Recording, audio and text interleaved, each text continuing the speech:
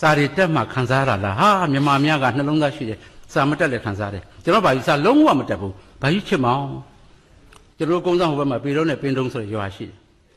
တနေ့တော့ဘာကြီးချစ်မောင်ကငါမင်းပင်တုံးသွားရင်တဲ့ငါတငယ်ချင်းတန်လုံးကိုစာပေးလိုက်ချင်တယ်ဘာကြီးတန်လုံးကဟိုးပဲရွာ2မိုင်လောက်ဝေးတယ်ကျွန်တော်ဘာကြီးလည်းစာမတက်ဘူးစာပေးလိုက်ချင်တယ်ဆိုတော့မြင်းလဲနဲ့ကျွန်တော်ကသွားဘာကြီးပေးလေလို့ဆိုစာပေးလိုက်တော့အိတ်ထက်တန်လုံးပေးလိုက်ကွာအရေးကြီးလို့ပါဆိုတော့မြင်းလဲပေါ်ကြမှာကျွန်တော်သတိရဟာဘာကြီးကစာလည်းမတက်ဘူးစာလည်းပေးလိုက်တယ်ပေါ့ကျွန်တော်အိတ်ထက်ထုတ်ဖတ်လိုက်တော့ဒုချောင်း2ချောင်းအဆက်ကလေး20လာချမ်းလေးဆွဲထား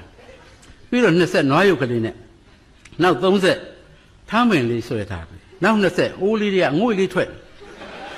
နောက်ဒီဘက်မှာ4တိုင်စင်လေးပြီးတော့ဒီမှာဝါလုံးလေးကိုသူခဲရတယ်မင်းနဲ့ဟာမြတ်စွာဘုရားအဲ့ခေတ်ကလည်းမပါပြီးလည်းမပါဘဲနဲ့ဘာကြီးတန်အလုံးကိုစာပေးလိုက်တယ်ဆိုတော့မြင်းလဲဆရာကိုကြောက်ခဲကိုပြတယ်ကျွန်တော်ကကိုကြောက်ခဲဖတ်စမ်းမအောင်ကျွန်တော်တို့ဘယ်လို့မှဖတ်မရဘူးမင်းလူမစိတ်ညစ်ရတယ်ကြားတယ်ကွာတဲ့နော်ဦးတန်လုံးချက်ချင်းသွားဒါကိုလည်းသိချင်တာဘူးဘာကြီးတန်လုံးအဖ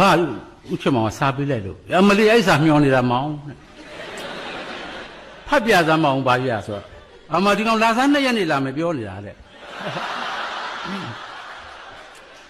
ငါတို့ရွာနွားရောင်းမယ်ပြောတာပဲကွာတဲ့2ရက်လောက်နေပြီထရီလေးပါလေတောက်ကြတာပေါ့ကွာတဲ့ဩ